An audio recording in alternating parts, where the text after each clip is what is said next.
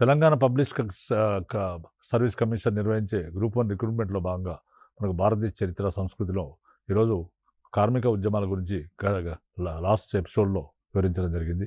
ఇప్పుడు కార్మిక ఉద్యమాల్లో మన కార్మికులు ఎప్పటి నుంచి సంఘటితమయ్యారు, కార్మిక ఉద్యమాలు ఎప్పుడు ప్రారంభమయ్యాయని చెప్పడం జరిగింది. ఎందుకంటే బ్రిటిష్ వారు భారతదేశంలో కొన్ని పరిశ్రమలను బ్రిటిష్ వారు భారతదేశానికి వచ్చి తమ పరిపాలన ప్రవేశపెట్టి ఇక్కడ కొన్ని పరిశ్రమలను వారు ఏర్పాటు చేశారు. అదేవిధంగా వారి అభివృద్ధి కొరకు రైల్వే లైన్స్ను, టెలిగ్రాఫ్ లైన్స్ను, పోస్ట్ ఆఫీసులను ఏర్పాటు చేయడం జరిగింది. ఈ విధంగా ఈ సంస్థల్లో పనిచేయడానికి కార్మికులు అవసరమయ్యారు. కాబట్టి ఆ కాలం నుంచి కార్మికులు అనేవారు భారతదేశంలో మనుగడలోకి వచ్చారు. అయితే కార్మికులు భారతదేశ వ్యాప్తంగా ఏ విధంగా సంఘటితమయ్యారంటే, భారతదేశ వ్యాప్తంగా స్వాతంత్ర ఉద్యమం జరుగుతుంది. తర్వాత ప్రజల్లో జాతీయ భావం బాగా వచ్చింది. ప్రజలు అందరూ కూడా స్వాతంత్ర ఉద్యమంలో పాల్గొంటున్నారు. కాబట్టి దేశంలో ఉన్న అందరు కార్మికులు కూడా సంఘటితంగా పోరాటం చేశారు. స్వాతంత్ర ఉద్యమంలో వారు పోరాటం చేయడం జరిగింది. అంటే మనకు క్వశ్చన్ ఏ విధంగా అడుగొచ్చే అవకాశం ఉందంటే, భారత స్వాతంత్రోద్యమంలో కార్మికుల పాత్ర ఏంటి అని విశ్లేషించమనే క్వశ్చన్ వచ్చినప్పుడు మనం ఈ విధంగా ఈ అంశాలు మొత్తం కూడా రాయాల్సి ఉంటుంది. తర్వాత మనకు ఆ విధంగా భారతదేశ వ్యాప్తంగా సంఘటితమయ్యారు. తర్వాత ఆనాడు జాతీయ పత్రికలు కూడా ఈ కార్మికుల హక్కుల కోసము వాళ్ళు అనేక రకాలుగా రాశారు. తర్వాత ఈ తోటల్లో, నీలిమందు తోటల్లో, తేయాకు తోటల్లో బలవంతంగా నిర్బంధంగా పనిచేయించుకోవడాన్ని, వాళ్ళ యొక్క జీవితాన్ని, మొత్తం కార్మికుల జీవితాన్ని, వారి హక్కుల గురించి జాతీయ పత్రికలు, వివిధ పత్రికల ద్వారా వివిధ అంశాలు వారి గురించి రాయడం జరిగింది. అదేవిధంగా ఆనాటి జాతీయ నాయకులు, స్వదేశీ ఉద్యమంలో పాల్గొన్న జాతీయ నాయకులు, తర్వాత ఆనాటి కొంతమంది నాయకులు కార్మిక ఉద్యమాలకు పాటుపడ్డారు. కార్మికుల కోసమే తమ జీవితాన్ని ధారపోశారు. అలాంటి నాయకులు ఉన్నారు. మన బిపిన్జీ ఆనాటి స్వదేశీ ఉద్యమ నాయకులు కూడా కార్మికుల సంక్షేమానికి కృషి చేయడం జరిగింది. తర్వాత అక్కడ మనకు ఈ సందర్భంగా స్వదేశీ ఉద్యమం జరిగేటప్పుడు అనేక మంది కార్మికులు ఈ సమావేశాలకు హాజరు అయ్యేవారు. ఆ విధంగా ఫెడరేషన్ హాల్లో, కలకత్తాలో ఫెడరేషన్ హాల్లో స్వదేశీ నేత సమావేశానికి ఒక స్వదేశీ నేత ఒక మీటింగ్ పెడుతున్నాడని చెప్పేసి దానికి హౌరాలోని బర్న్ కంపెనీ షిప్ యార్డ్లో పనిచేసే కార్మికులు దానికి వెళ్ళడానికి నిశ్చయించుకున్నారు. అయితే దాని యాజమాన్యము ముందే మీరు ఎవరు మీటింగ్కి వెళ్ళకూడదని చెప్పడం చేత ఈ కార్మికులు పని వదిలిపెట్టేసి సమ్మె చేయడం జరిగింది. అలాగే వందే మాతర గీతం పాడడాన్ని, బంకించంద్ర చటర్జీ రచించిన వందే మాతర గీతాన్ని ఆ రోజుల్లో వందే మాతరం ఒక స్లోగన్గా ఉండేది. బంకించంద్ర చటర్జీ రచించిన వందే మాతరం పాడటాన్ని ప్రతి ఒక్కరు వందే మాతరం అని సంబోధించుకునేవారు. ఈ వందే మాతరం ఉద్యమ కాలంలో వందే మాతరం పాడడాన్ని, తర్వాత రక్షాబంధనాన్ని ధరించడాన్ని కూడా అప్పుడు కూడా ఈ యాజమాన్యాలు నిషేధించినప్పుడు ఆ సందర్భంలో కూడా కార్మికులు సమ్మె చేయడం జరిగింది. ఇవన్నీ కూడా జాతీయోద్యమానికి, కార్మిక సంస్థలకు మధ్య జరిగిన అనుబంధాన్ని సూచించే ఉదంతాలు ఇవన్నీ కూడా. తర్వాత తమిళనాడు టూటీకోరిన్లో, తమిళనాడు రాష్ట్రంలోని టూటీకోరిన్లో విదేశీ యాజమాన్యంలోని పత్తి మిల్లు కార్మికులను హెచ్చు వేతనాలు కోరవలసిందిగా, తమిళనాడు టూటీకోరిన్లో విదేశీ యాజమాన్యంలోని పత్తి మిల్లు కార్మికులను హెచ్చు వేతనాలు కోరవలసిందిగా, సమ్మెకు తలపడవలసిందిగా చిదంబరం పిల్లే, సుబ్రహ్మణ్య శివ ప్రభుత్వం పురమాయించారు. తమిళనాడు టూటీకోరన్లో ఒక విదేశీ యాజమాన్యంలోని ఒక పత్తి మిల్లు పనిచేస్తుంది. ఈ పత్తి మిల్లులో కార్మికులు పనిచేస్తున్నారు. మీరు ఎక్కువ జీతాలు అడగండి, ఎక్కువ జీతాలు అడగండి, ఎక్కువ జీతాలు ఇవ్వకపోతే సమ్మె చేయండి అని ఆనాటి జాతీయ నాయకులు, తమిళనాడులో ఉన్న నాయకులు చిదంబరం పిల్లే, సుబ్రహ్మణ్య శివ తదితరులు వీరికి చెప్పడం జరిగింది. స్వదేశీ ఉద్యమ కాలంలోనే మార్క్సిస్టు సోషలిస్టు భావాలు అంటే కారల్ మార్క్స్ రూపొందించిన సిద్ధాంతం గురించి మార్క్సిస్టు భావాలు, సోషలిస్టు భావాలు, తర్వాత రష్యా తరహా కార్మిక ఉద్యమాలు అంటే రష్యాలో 1917లో బోల్షివిక్ విప్లవం వచ్చింది. తర్వాత రష్యా తరహా కార్మికోద్యమాలు జాతీయోద్యమ నేతలను బాగా ప్రభావితం చేయడం జరిగింది. అంటే స్వదేశీ ఉద్యమ కాలంలోనే మార్క్సిస్టు సోషలిస్టు భావాలు, రష్యాలో కార్మిక ఉద్యమాలు చేస్తున్నవారు జాతీయోద్యమ నేతలను బాగా ఇంపాక్ట్ చేశాయి, ప్రభావితం చేశాయి. 1908 సంవత్సరంలో స్వదేశీ ఉద్యమం బలహీనపడడంతో కార్మిక ఉద్యమం కూడా, స్వదేశీ ఉద్యమం నడిచిన రోజులు కార్మిక ఉద్యమం కూడా బ్రహ్మాండంగా సాగింది. ఎప్పుడైతే 1908 సంవత్సరంలో స్వదేశీ ఉద్యమం బలహీనపడిందో దాంతో కార్మిక ఉద్యమం కూడా మందగించిపోయింది, వీక్ అయిపోయింది. తిరిగి హోమ్ రూల్ లీగ్లో మొదలై మళ్ళీ హోమ్ రూల్ లీగ్ 1914 సంవత్సరంలో హోమ్ రూల్ పోరాటం మొదలైంది. 1914 సంవత్సరంలో హోమ్ రూల్ పోరాటం మొదలుపెట్టారు. పక్క బాలగంగాధర్ తిలక్, తర్వాత అనిబిసెంట్, ఐరిష్ లేడీ అయిన అనిబిసెంట్ ఇద్దరు కూడా ఈ యొక్క హోమ్ రూల్ లీగ్ మూమెంట్ను, ఉద్యమాన్ని స్వదేశంలో స్వపరిపాలన అనే హోమ్ రూల్ మూమెంట్ను స్టార్ట్ చేశారు. ఈ విధంగా 1914లో హోమ్ రూల్ లీగ్ మొదలైంది. 1922 వరకు సహాయ నిరాకరణ ఉద్యమం నిలిపే వరకు కూడా కార్మిక సంఘాలు క్రియాశీలత్వాన్ని సంతరించుకున్నాయి. హోమ్ రూల్ ఉద్యమంలో కూడా హోమ్ రూల్ ఉద్యమం 1914లో మొదలైతే 1922 వరకు సహాయ నిరాకరణ ఉద్యమం వరకు కూడా ఏదో ఒక ఉద్యమం నడుస్తూనే ఉంది భారతదేశంలో. ఈ కాలంలో కార్మిక ఉద్యమాలు కూడా మళ్ళీ ఊపందుకున్నాయి. కార్మిక సంఘాలు కూడా ఈ ఉద్యమాల్లో కార్మిక సంఘాలు కూడా క్రియాశీల వాళ్ళు కూడా తమ పాత్ర పోషించడం జరిగింది. తర్వాత 1920 సంవత్సరంలో లాలా లజపతి రాయ్ అధ్యక్షుడిగా, దివాన్ చమన్లాల్ కార్యదర్శిగా అఖిల భారత సంఘ సమ్మేళనము అనే సంస్థ ఏర్పడింది. 1920 సంవత్సరంలో లాలా లజపతి రాయ్ పంజాబ్ చెందిన లాలా లజపతి రాయ్ అధ్యక్షుడిగా, తర్వాత దివాన్ చమన్లాల్ కార్యదర్శిగా అఖిల భారత సంఘ సమ్మేళనం అనే కార్మిక సంస్థ ఏర్పడింది.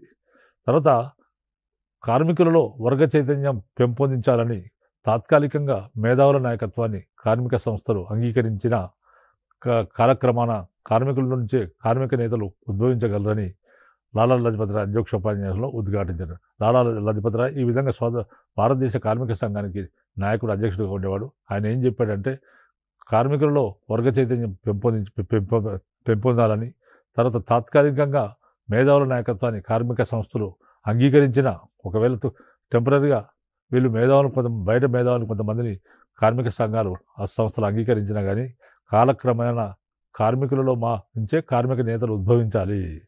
అంటే మేము బయట నుంచి వచ్చి మేము నాయకత్వం వహించాల్సిన అవసరం లేదు, కార్మికుల నుంచే కార్మిక నేతలు, కార్మిక నాయకులు అనేవాళ్ళు ఉద్భవించాలి అని లాలా లజపతి రాయ్ అధ్యక్షోపన్యాసం భావించాడు. ఎందుకంటే మేధావులను ఎవరైనా మీరు నాయకులు అధ్యక్షులుగా పెట్టుకునేది తాత్కాలికంగానే ఉండాలి, కానీ శాశ్వత ప్రాతిపదిక మీద కార్మికుల నుంచే కార్మిక నేతలు కూడా ఉద్భవించాలని ఆయన పేర్కొనడం జరిగింది.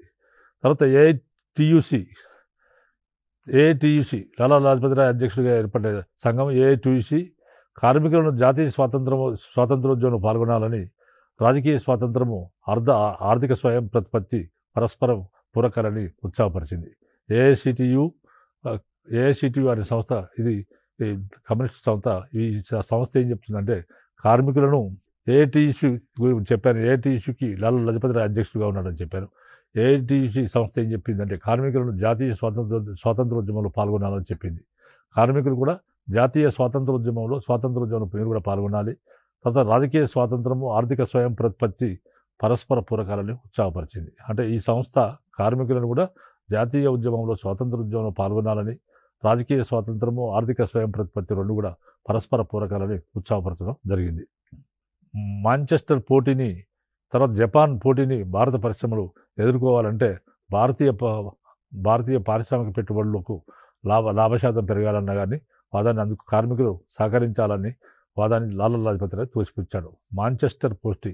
మాంచెస్టర్ బ్రిటన్లో ఉన్న మాంచెస్టర్లో కార్మికులు ఉండేరు. కార్మికులు వస్తువులు బాగా తయారు చేసేవారు. తర్వాత జపాన్లో కార్మికులు కూడా బాగా పనిచేసి వస్త్రాలు నేసేవారు. ఆ విధంగా భారత పరిశ్రమలు కూడా ఈ రెండు బ్రిటన్లో ఉన్న మాంచెస్టర్, జపాన్ రెండుని పోటీని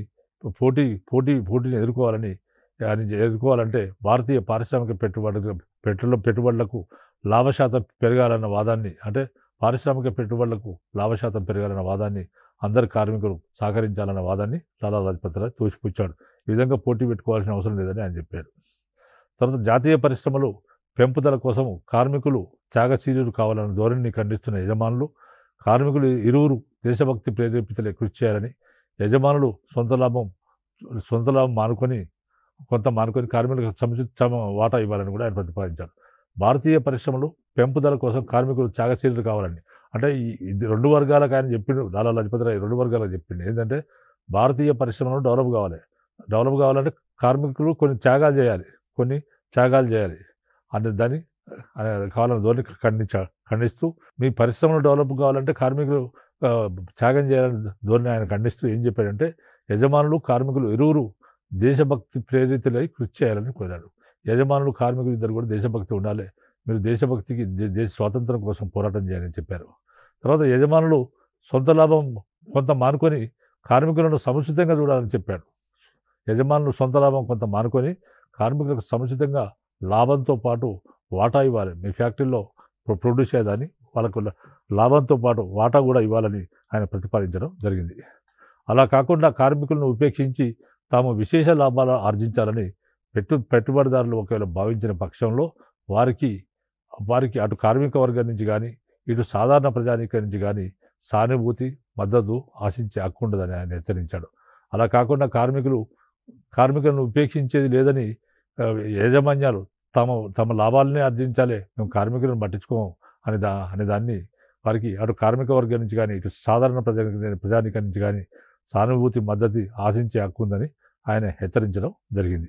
నాటి నేతలలో ప్రముఖులైన చిత్తరంజన్ దాస్, తర్వాత సిఎఫ్ అండ్రూస్, సేన్ గుప్తా, సుభాష్ చంద్రబోస్, జవహర్లాల్ నెహ్రూ, సత్యమూర్తి వీళ్ళంతా కూడా ఏఐటీసీతో సన్నిహిత సంబంధాలు ఏర్పరచుకున్నవారే. నాటి దేశ నాయకులు స్వాతంత్రోద్యమ నాయకులు ఎవరు? చిత్తరంజన్ దాస్, సిఎఫ్ అండ్రూస్, సేన్ గుప్తా, సుభాష్ చంద్రబోస్, జవహర్లాల్ నెహ్రూ, తర్వాత సత్యమూర్తి మరియు వీళ్ళందరూ కూడా ఏఐటీసీ మన లాలా లజపతి రాయ్ అధ్యక్షతన ఏర్పడ్డ ఆల్ ఇండియా ట్రేడ్ యూనియన్ కాంగ్రెస్లో వీరందరికీ కూడా సన్నిహిత సంబంధాలు ఏర్పరచుకున్నారు. కర్షక వర్గాలను కలుపుకొని రావడంలో కాంగ్రెస్ సంస్థ వారి కార్మిక కర్షక వర్గాలను కలుపుకొని రావడంతో ఆనాటి కాంగ్రెస్ సంస్థ ప్రత్యేక ప్రయోజనాలను దృష్టిలో ఉంచుకోవాలని, తర్వాత ఉన్నత ఆదర్శమైన స్వరాజ్య లక్ష్య సాధనకు ముందు కర్షక వర్గాలు వారి ప్రయోజన స్థితితో తృప్తి పొందేలా చూడాలని, ఆ వర్గాలు స్వరాజ్య లక్ష్యానికి అంకితం కావాలని చిత్తరంజన్ దాస్ అనే ఆనాటి ప్రముఖ నాయకుడు కాంగ్రెస్లో గయాలో ఒక కాంగ్రెస్ సమావేశం జరిగింది. ఆ సందర్భంగా ఆయన ఇవన్నీ విషయాలని చెప్పడం జరిగింది. 1920 సంవత్సరం నాటికి 2.5 లక్షల సభ్యులతో 125 కార్మిక సంఘాలు ఏర్పడ్డాయి. 1920 సంవత్సరం నాటికి 2.5 లక్షల సభ్యులతో 125 కార్మిక సంఘాలు, భారతదేశంలో 125 కార్మిక సంఘాలు ఏర్పడ్డాయి. తర్వాత 1919లో దురంతాలు, గాంధీ అరెస్టు సందర్భంలో మనకు 1919లో అనేక దురంతాలు జరిగాయి. అదేంటంటే మహాత్మా గాంధీ భారత రాజకీయాల్లో ప్రవేశించడం ఒకటైతే, రెండోది జలియానా బాగ్లో కొన్ని వేల మందిని కాల్చి చంపడం ఒకటి. ఆ విధంగా రౌలర్ చట్టం వచ్చింది. 1919 సంవత్సరంలో రౌలర్ చట్టం వచ్చింది. అంటే 1914 నుంచి 1918 మధ్య మొదటి ప్రపంచ యుద్ధం జరిగింది. మొదటి ప్రపంచ యుద్ధం తర్వాత యుద్ధకాలంలో ప్రజలకు ఎలాంటి హక్కులు ఉండవు అనే చట్టం తీసుకొచ్చారు. కానీ 1918లో యుద్ధం అయిపోయిన తర్వాత కూడా ఆ రోజుల్లో కూడా రౌలట్ అనే సైనికాధికారి వాడు పంజాబ్లో మళ్ళీ అదే రౌలట్ చట్టాన్ని పెట్టి ప్రజలకు ఎలాంటి హక్కులు ఉండవని పెట్టాడు. దానికి వ్యతిరేకంగా ఆందోళన చేశారు. రౌలట్ సత్యాగ్రహం చేయడం జరిగింది. దీనికి ఈయన చేసే నియంతృత్వాన్ని భరించలేక ఆనాటి ప్రజలు జలియానా బాగ్లో సమావేశం కావడం జరిగింది. ఆ సమావేశంలో ప్రవేశించిన ఈవిడు డైజర్ అనే సైనికాధికారి విచక్షణారహితంగా కాల్పులు జరిపితే అనేక వేల మంది ఎటు పోవడానికి మార్గం లేక అనేక వేల మంది చనిపోయారు. అంటే అలాంటి దురంతాలు 1919లో జరిగిన ఇవన్నీ దురంతాలుగా భావించాలి. 1919లో దురంతాలు జరిగినాయి. తర్వాత ఒక పక్క మహాత్మా గాంధీ అరెస్టు చేసిన సందర్భంలో కూడా గుజరాత్లోని వివిధ పట్టణాల్లో కార్మికులు సమ్మెలు, ప్రదర్శనలు, ఆందోళనలు నిర్వహించారు. అంటే 1919 జలియన్వాలా బాగ్ ఉదంతం జరిగినప్పుడు, తర్వాత గాంధీ అరెస్టు చేసిన సందర్భంలో కూడా గుజరాత్లోని వివిధ పట్టణాల్లో ఉన్న కార్మికులు సమ్మెలు, ప్రదర్శనలు, ఆందోళనలు నిర్వహించి స్వాతంత్రోద్యమానికి తమ మద్దతును తెలియజేయడం జరిగింది. స్వాతంత్రోద్యమానికి తమ మద్దతును స్పష్టం చేశారు. తర్వాత బొంబాయి, కలకత్తాల్లో కూడా కార్మికులు నిరసన ప్రదర్శన నిర్వహించారు. బొంబాయి, కలకత్తాల్లో కూడా ఈ సందర్భాల్లో కార్మికులు నిరసన ప్రదర్శన నిర్వహించారు. 1919-1921 మధ్యకాలంలో 1921 మధ్యకాలంలో రౌలట్ సత్యాగ్రహం జరిగింది. పంజాబ్లో 1910లో, 19లో రౌలత్ సత్యాగ్రహం జరిగింది. ఆ విధంగా 1919లో రౌలత్ సత్యాగ్రహం, తర్వాత 19 నుంచి 21 మధ్య 2 సంవత్సరాల్లో సహాయ నిరాకరణ ఉద్యమం జరిగింది. 19లో రౌలత్ సత్యాగ్రహం జరిగితే 1920 నుంచి 1922 వరకు సహాయ నిరాకరణ ఉద్యమం మహాత్మా గాంధీ ఆధ్వర్యంలో సహాయ నిరాకరణ ఉద్యమం జరిగింది. ఈ సహాయ నిరాకరణ ఉద్యమాల్లో కూడా కార్మికులు, ముఖ్యంగా పశ్చిమ రైల్వే కార్మికులు సమ్మెల ద్వారా వారి ఈ మద్దతు తెలియజేయడం. పశ్చిమ రైల్వే అనే సంస్థ కార్మికులు ఈ సందర్భాల్లో ఈ ఉద్యమాలు జరుగుతున్న క్రమంలో వారు సమ్మెలు చేసి తమ మద్దతును దేశానికి తెలపడం జరిగింది. అలాగే వేల్స్ యువరాజు పర్యటన సందర్భంగా వేల్స్ యువరాజు అనేవాడు మొత్తం భారతదేశానికి వచ్చాడు. వేల్స్ యువరాజు అనేవాడు బ్రిటన్ రాకుమారుడు.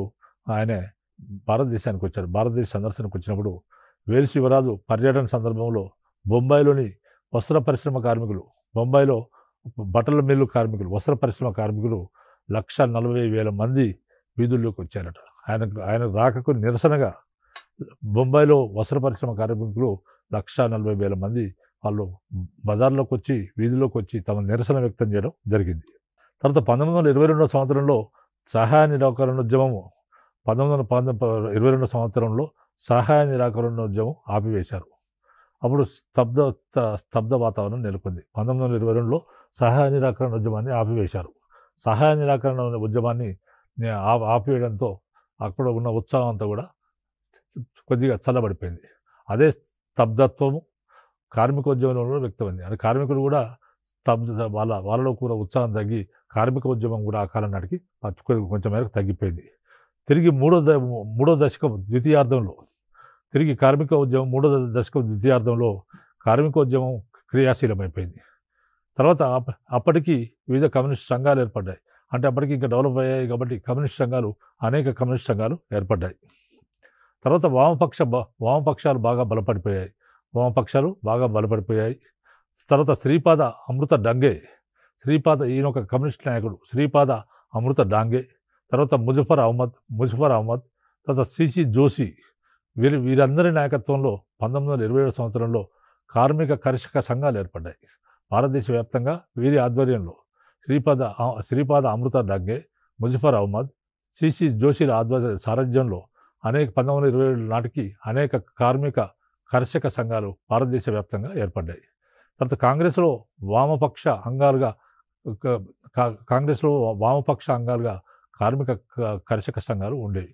అంటే భారత జాతీయ కాంగ్రెస్లో కూడా ఒక వింగ్స్ ఉండేవి. ఆ వింగ్స్లో వామపక్ష అంగాలుగా కార్మిక కర్షక సంఘాలు కూడా ఉండేవి. 1928 ఏప్రిల్ నుంచి సెప్టెంబర్ వరకు జరిగిన సుదీర్ఘ వస్త్ర పరిశ్రమ కార్మిక సమ్మె కమ్యూనిస్టుల సారథ్యంలోని గిర్నీ కామ్గార్ సంఘం బలాన్ని విదితం చేసింది. మనం చెప్పాము ఏఐసిటి అని చెప్పాము. దాన్ని మనకు all India communist party 1928 April నుంచి సెప్టెంబర్ వరకు జరిగిన సుదీర్ఘంగా వస్త్ర పరిశ్రమ అంటే 1928లో ఏప్రిల్లో మొదలైన సమ్మె సెప్టెంబర్ వరకు జరిగింది. అంటే 5 నెలల పాటు సమ్మె జరిగింది. ఈ విధంగా జరిగిన సుదీర్ఘ వస్త్ర పరిశ్రమ కార్మిక సమ్మె కమ్యూనిస్టుల సారథ్యంలోని గిర్నీ కామ్గార్ సంఘం బలాన్ని ఎక్కువ చేసింది. కమ్యూనిస్టుల ఆధ్వర్యంలో ఈ సమ్మె జరిగింది. కమ్యూనిస్టుల ఆ సారథ్యంలోని గిర్నీ కామ్గార్ అనే సంఘాన్ని బలాన్ని ఇది పెంచింది. ఆ సంఘం సభ్యత్వం 324 నుంచి 1925 నాటికి 54,000కు పెరిగింది. కేవలం ఈ సంఘంలో తొలుత 324 మంది ఉండేవారు. గిర్నీ కామ్గార్ సంఘం అనే సంఘం మనకి ఇక్కడ ఈ వస్త్ర పరిశ్రమ దానికి మద్దతు ఇచ్చింది. ఈ గిర్నీ కామ్గార్ సంఘం అనేది మామూలుగా ఉండే ఇది. ఆ సంఘ సభ్యత్వం ముందైతే 324 మంది ఉంటే ఒక సంవత్సరం కూడా కాకముందుకే 1928 నాటికి ఆ సంఘం యొక్క సభ్యుల సంఖ్య 54,000కు పెరిగింది. ఆ సంఘం యొక్క సభ్యుల సంఖ్య 54,000కు పెరిగింది. తర్వాత రైల్వే జౌలు మిల్లులు కాగితం పరిశ్రమ కార్మికుల్లో పరపతి పెరగడం ద్వారా బెంగాల్లోను, బొంబాయిలోను బర్మా ఆయిల్ కంపెనీ కార్మిక వర్గంపై ప్రబల్యం ద్వారా మద్రాసు రాష్ట్రంలోనూ కమ్యూనిస్టు ఉద్యమం బలపడింది. కమ్యూనిస్టు ఉద్యమం ఇంకా ఏ విధంగా బలపడిందంటే రైల్వేసు తర్వాత జౌలు మిల్లులు కాగితం పరిశ్రమలో పనిచేసే కార్మికుల్లో పరపతి వాళ్ళ ఫ్యాక్టరీస్లో వాళ్ళ కార్మికుల్లో వీళ్ళందరికీ పరపతి పెరగడం ద్వారా బెంగాల్లోను బొంబాయిలోను బర్మా ఆయిల్ కంపెనీ కార్మిక వర్గం పైన ప్రాబల్యం ద్వారా మద్రాసు రాష్ట్రంలోని కమ్యూనిస్టు ఉద్యమం బాగా బలపడిపోయింది. కమ్యూనిస్టు ప్రాబల్యం లేని పరిశ్రమ కానీ ప్రజాసేవ శాఖ కానీ లేదని ప్రభుత్వం ఆందోళన చెంది. మరి ఎక్కడ చూసినా ప్రతి కార్మిక ఉద్యమంలో కమ్యూనిస్టులు వెనుక ఉంటున్నారు. మరి కమ్యూనిస్టు ప్రాబల్యం లేని పరిశ్రమ కానీ ప్రజాసేవ శాఖ కానీ లేదని ప్రభుత్వం ఆందోళన చెందింది. ఇది ఎక్కడికి దారితీస్తుందో ఈ కమ్యూనిస్టులు మొత్తం భారతదేశం విస్తరించి మొత్తం అన్ని రంగాలకు విస్తరించాలని బ్రిటిష్ ప్రభుత్వం ఆందోళన చెందడం జరిగింది.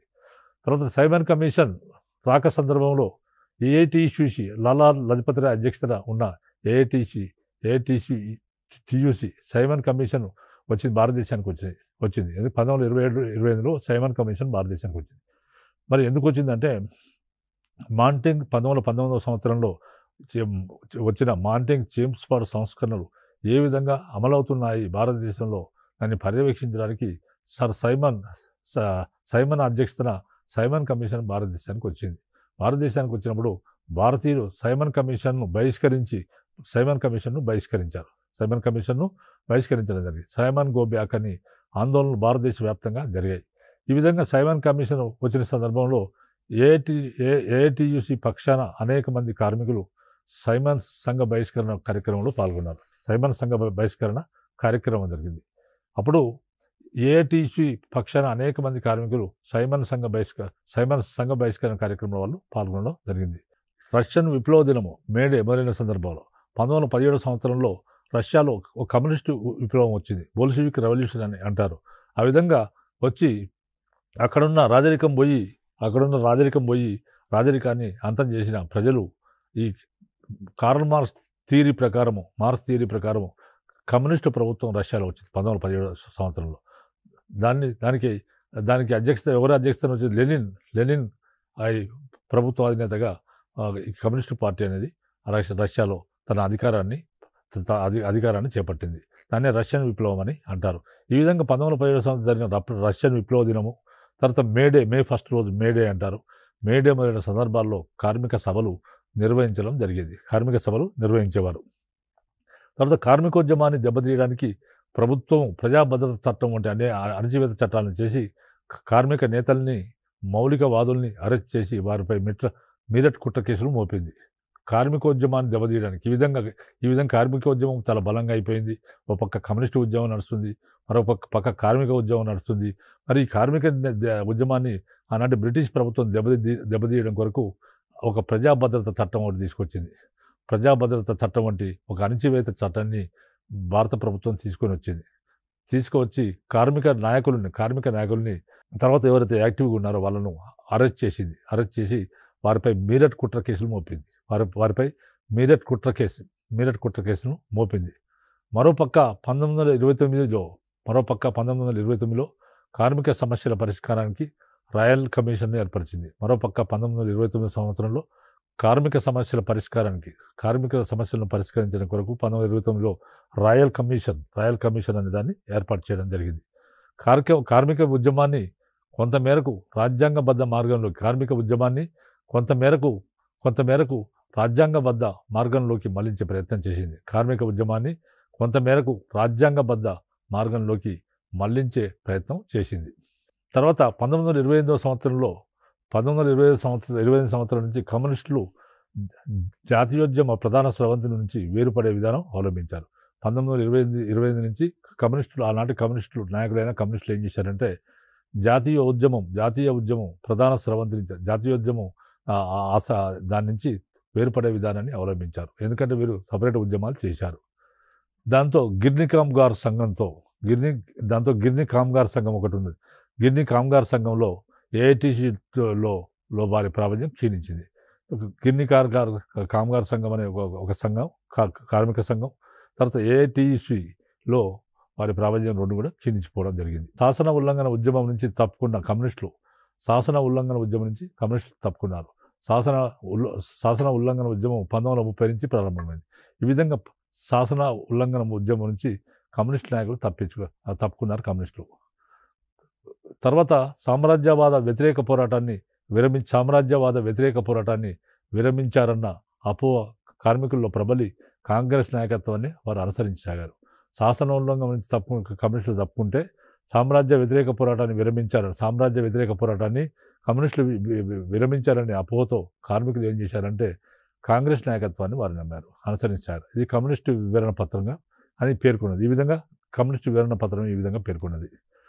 తర్వాత కమ్యూనిస్టు ప్రాబల్యం వృద్ధి క్షీణతుడు ఎలా ఉన్నా శాసనోల్లంఘన ఉద్యమంలో కార్మికులు గణనీయమైన శాసనోల్లంఘన ఉద్యమంలో మహాత్మాగాంధీ ఆధ్వర్యంలో జరిగిన శాసనోల్లంఘన ఉద్యమంలో కార్మికులు గణనీయమైన పాత్ర నిర్వహించడం జరిగింది.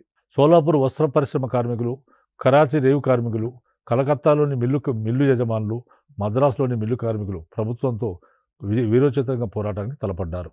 ఇక్కడ మనకు సోలాపూర్ వద్ద వస్త్ర పరిశ్రమ కార్మికులు, కరాచీ రేవు కార్మికులు, కలకత్తాలోని మిల్లు యజమానులు, మద్రాసు మిల్లు కార్మికులు అందరూ కూడా ప్రభుత్వంతో వీరోచిత పోరాటం చేయడం జరిగింది. ప్రభుత్వంతో వీరోచిత పోరాటం చేశారు. ముఖ్యంగా సోలాపూర్ కార్మికులు బ్రిటిష్ వ్యతిరేక ఊరేగింపుపై పోలీసులు కాల్పులు జరిపారు. ముఖ్యంగా సోలాపూర్ కార్మికులు చేసిన బ్రిటిష్ వ్యతిరేక ఊరేగింపు చేశారు. వాళ్ళు సోలాపూర్ కార్మికులు బ్రిటిష్ వ్యతిరేక ఊరేగింపు చేస్తే దానిపైన పోలీసులు కాల్పులు జరపడం జరిగింది. దానికి కోపోద్రిక్తులైన కార్మికులు విధ్వంసకాండ చేపట్టారు. కార్మికులు విధ్వంసకాండ చేపట్టారు. వారు ప్రభుత్వ కార్యాలయాలపై, రైల్వే స్టేషన్లపై ఎడాపెడా దాడులు నిర్వహించి పట్టణ పాలనను తమ చేతుల్లోకి తీసుకున్నారు. ఈ విధంగా ఎప్పుడైతే పోలీసులు కాల్పులు జరిపారో దాంతో కోపోద్రిక్తులైన ప్రజలు, కార్మికులు ప్రభుత్వ కార్యాలయాలపై, రైల్వే స్టేషన్లపై ఎడాపెడా దాడులు నిర్వహించి పట్టణ పాలనను తమ చేతుల్లోకి తీసుకోవడం జరిగింది.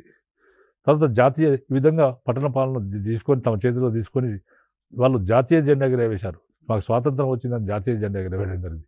చివరకు ప్రభుత్వం సైనిక శాసనాన్ని ప్రకటించింది. ఆందోళనకారులు అనేకులు అరెస్ట్ కావడం జరిగింది. చాలామంది మరణశిక్ష, దీర్ఘకాల జైలు శిక్ష పవాలయ్యారు. తర్వాత గ్రేట్ ఇండియా వీళ్ళందరూ కూడా ఈ సంఘటనలో అనేక మంది అరెస్ట్ అయ్యారు, అనేక మంది జైలు పాలయ్యారు, కొంతమంది మరణించారు. ఈ విధంగా మన కార్మిక ఉద్యమాల గురించి చెప్పవచ్చు. మనం మిగిలిన అంశాలను నెక్స్ట్ ఎపిసోడ్లో వివరిస్తాను. ఇంతటితో ఈ ఎపిసోడ్ ముగిస్తున్నాను.